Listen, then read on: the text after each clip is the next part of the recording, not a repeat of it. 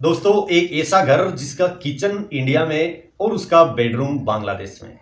जी बिल्कुल, वो घर जाना जाता है पिलर नंबर 39/11 एस के नाम से।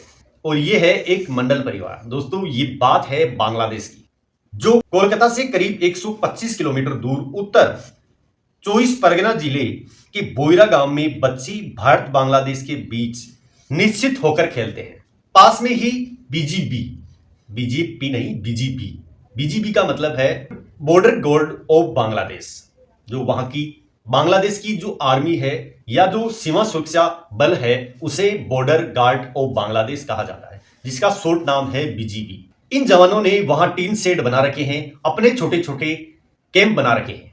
जब बच्चों से वो लोग पूछते हैं कि क्या उन्हें पता है कि जिस हिस्से में वो खेल रहे हैं वह हिस्सा बांग्लादेश में है, इस पर बच्चे मुस्कुराने लगते हैं और वापस अपने खेल में जुट जाते हैं, मानो उन्हें इससे कोई फर्क नहीं पड़ता।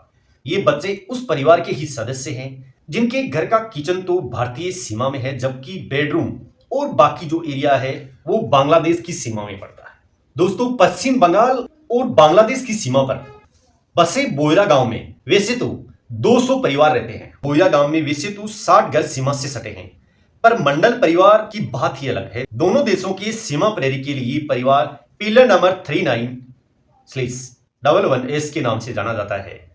परिवार की जो मुखिया है, जिनका नाम है रिजाउल मंडल, वो बताते हैं कि परिवार को दोनों देशों में आने जाने के लिए किसी भी दस्तावेज की जरूरत नहीं पड़ती।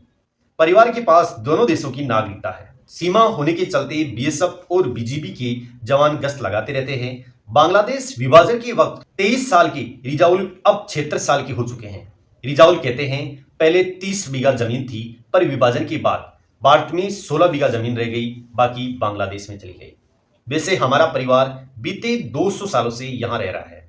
ब्रिटिश शासन से लेकर अब तक कई पीढ़ियां यहाँ पली बढ़ी है। इस प्रक्रिया को पूरी होने के बाद भी तारबंदी नहीं की गई। बंटवारे संबंधी दस्तावेज आज भी मेरे पास है, ऐसा रिजाउल का कहना है। हालांकि इनके मतदान की बात करें तो ये अभी तक भारत में ही होता है। रिजाउल ने बताया कि सब कुछ ठीक चल रहा था, हमें पता नहीं चलता था कि हम दो देशों में रह रहे हैं। बांग्लादेश को सालाना वो 300 रुपए और भारत को 72 रुपए टैक्स के रूप में देते थे। यहां तक कि बांग्लादेश से हर महीने 10 मन चावल की मंजूरी भी थी। जैसे हमारे यहाँ राशन, उनका कहना है कि बांग्लादेश का अनाज हम इंडिया में बेच देते हैं और इंडिया का अनाज हम बांग्लादेश में बेच सकते हैं, इसमें कोई रोक टोक नहीं है। पर बीते 2 साल में स्थिति कुछ बदल गई है। बांग्लादेश ने उनकी नागरिकता को छीन लिया है। अब सिर्फ वो भारत के नागरिक है। बांग्लादेश की हिस्से वाली जमीन पर अब तार लगाए जा रहे हैं और उनका कहना है कि हम भारत में रहकर बहुत खुश हैं। दोस्तों, ये थी एक मंडल परिवार की कहानी, जिनका किचन तो इंडिया में है लेकिन उनका जो बेडरूम है वो बांग्लादेश में है।